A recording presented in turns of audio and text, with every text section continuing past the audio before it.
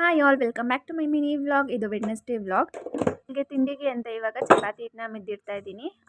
ಸ್ವಲ್ಪ ಗ್ರೇವಿ ಇತ್ತು, ಅದಕ್ಕಿಂತ ಚಪಾತಿ ಮಾಡ್ಕೊಳ್ಳೋಣ ಅಂತ ಇವಾಗ ಚಪಾತಿ ಹಿಟ್ಟನ್ನ ಮಿದ್ದಿಡ್ತಾ ಇದ್ದೀನಿ.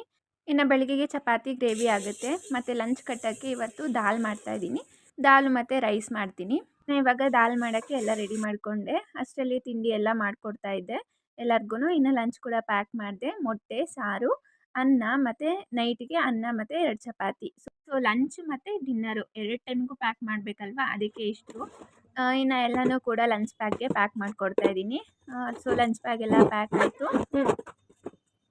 ಇನ್ನು ಇವಾಗ ನಮ್ಮ ನಾದಿನಿ ಕ್ಯಾಬ್ ಕೂಡ ಬಂತು. ಇವಾಗ ಅವಳು ಕೂಡ ಹೊರಟ್ಲು.